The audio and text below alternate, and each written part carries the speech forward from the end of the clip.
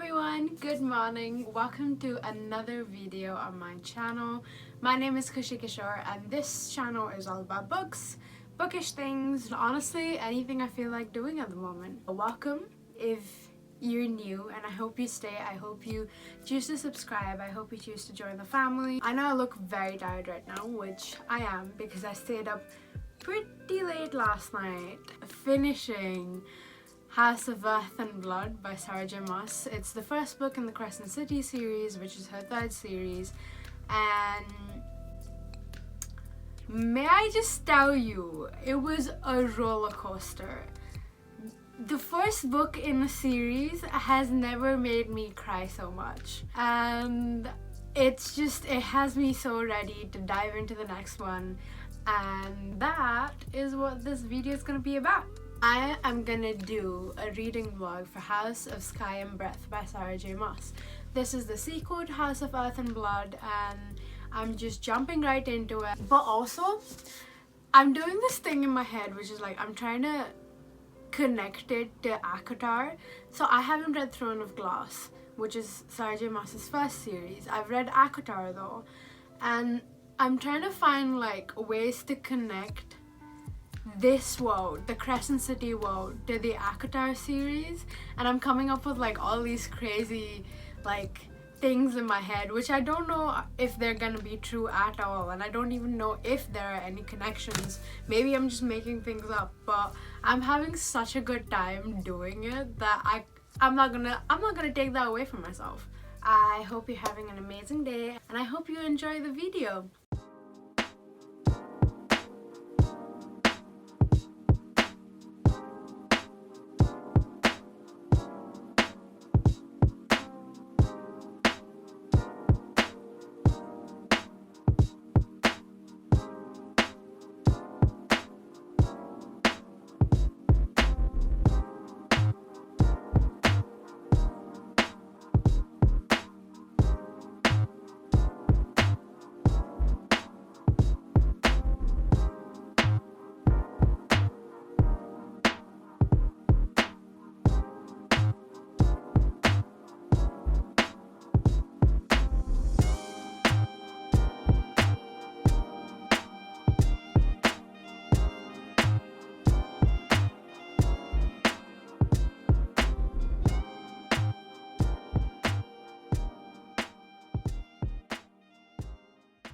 Hey guys, it's been a while, so I wanted to update you real quick. I am currently not in my normal setup, as you can see, and that's because I'm in Southampton spending a couple of days with my aunt before school starts up again, and it's been very nice, very relaxing. I am 150 something pages in the House of Sky and Breath, and I am enjoying it so far, but may I just say, I don't know how Miss Maas is gonna top that first book. You know, this is me being skeptical because I don't know, I'm scared. I'm worried I'm not gonna enjoy this as much as the first book. I'm only 150 pages in, so I don't even know yet. But yeah, we'll see.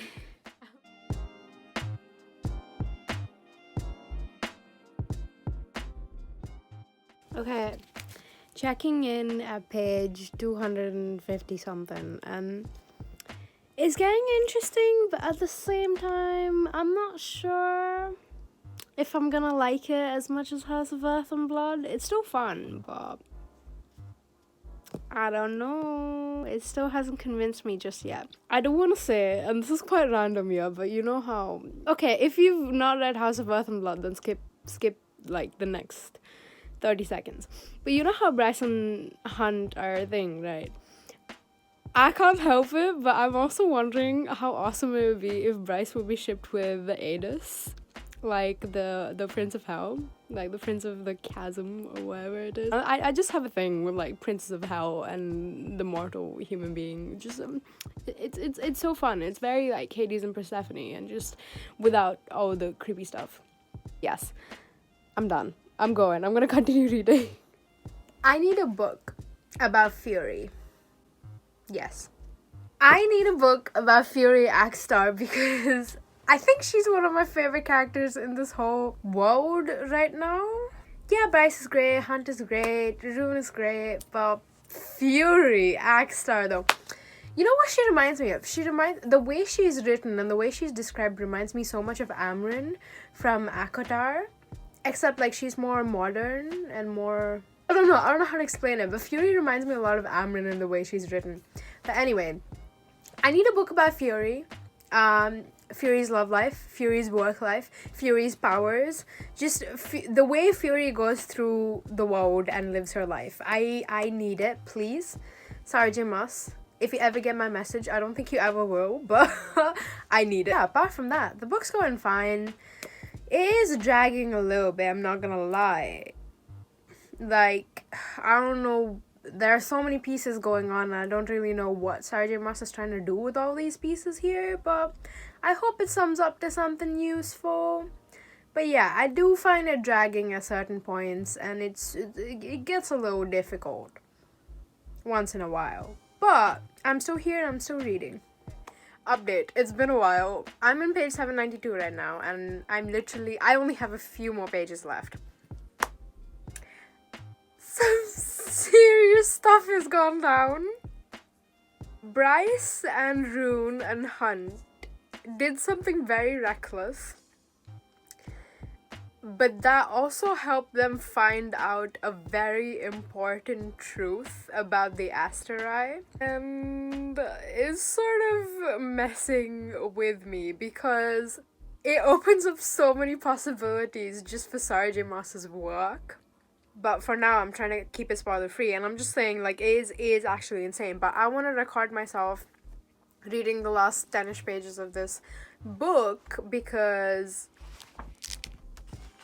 I think I'm gonna have some reactions. The first sentence I read immediately is, "Hell had grass and mist." Bryce jumped through a portal, okay? And I don't think she landed where she wanted to land. This is so stressful.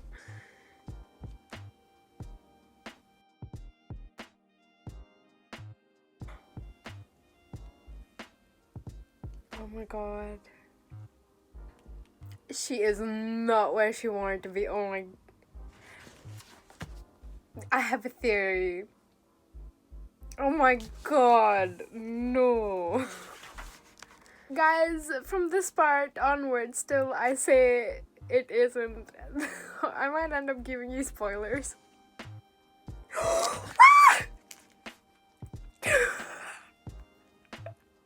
Oh my god, oh my god. With angular eyes like Fury's? I think she's in... No.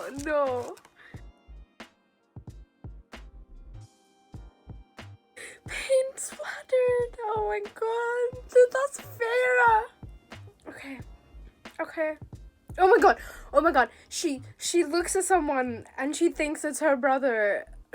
I think Rune and Rhysand are related. I cannot. I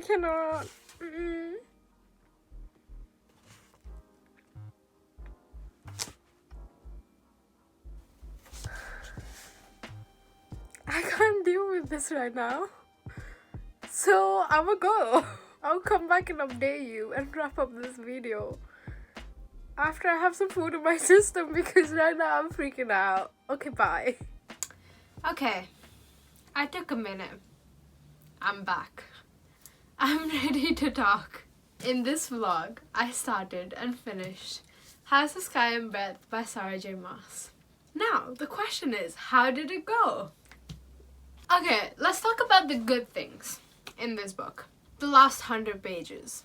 The fact that we get to see Bryce and Hunt grow as people, but still make mistakes. Like, Bryce slipped up a lot, but she has more of a sense of her responsibility to herself, to the people around her, to the world. But more than even the romance between Hunt and Bryce, I just liked seeing them grow, to trust each other more, to be there for each other, and like as individuals as well.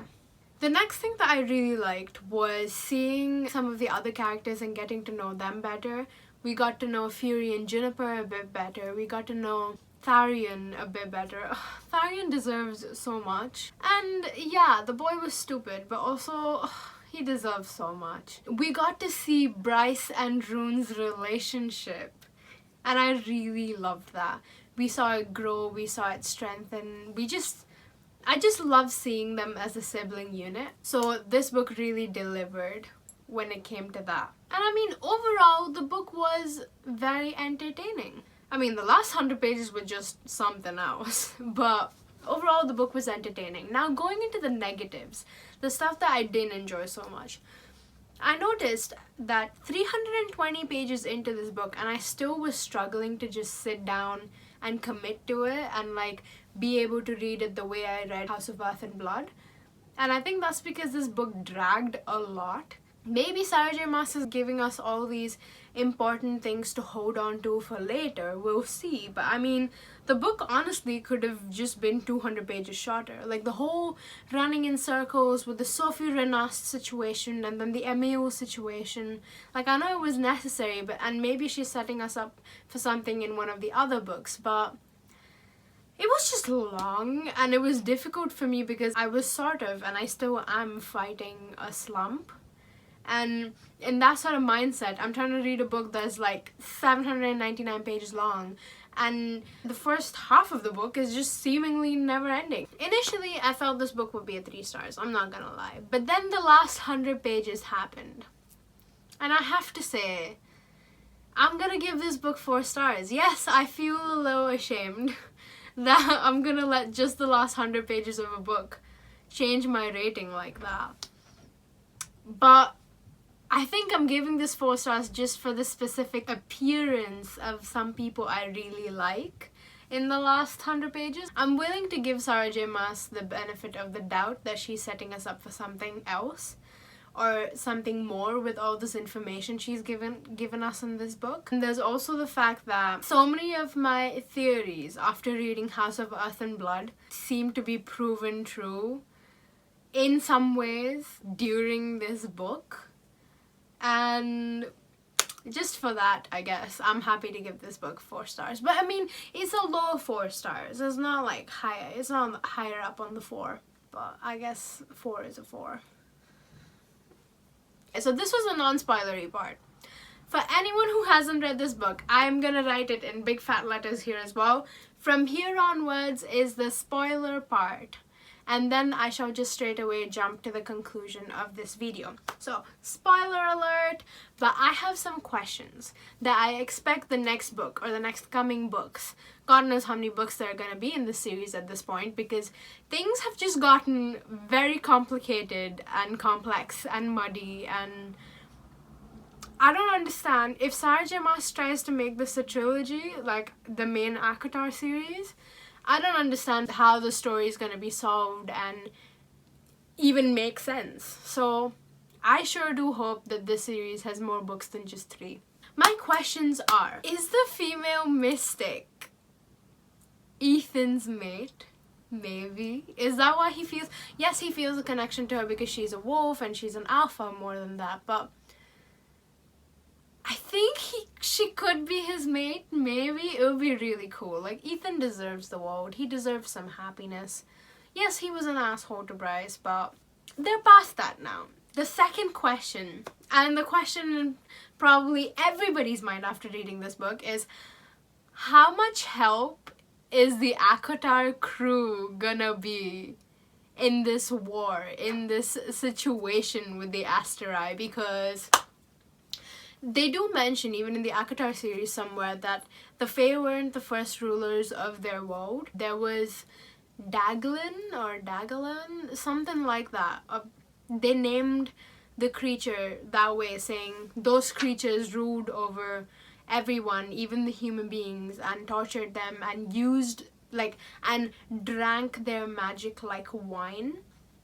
They're talking about the Asterai here. So I want to see what sort of involvement the ACOTAR crew is gonna have, and I'm really excited. I hope they get deeply involved in this. I need the two sides to meet. I need Cassian to meet Tharion. I need Fury to meet Amryn. I just need it to happen. I need Rysand to meet Hunt Athalar. It's just so cool. I cannot. The third question is, when do we get to see Sabine die? Or like in some sort of intense pain? Because Sabine is a very, very horrible person and is getting on my nerves, and someone needs to do something about her. Fourth question is, how is this story gonna make us like the Hind? After everything she's done, yeah, she's a double agent, like what's her story really? And do Rune and her ever really work out after like the whole, oh, Agent Day is the Hind? This woman has done some horrible stuff, and I mean, I want to understand her motivations, her backstory a little bit. I want to see if the story's gonna try and make us like her, I guess. Oh my god, what if the Hind is like Nesta? No, Nesta wasn't even that bad though.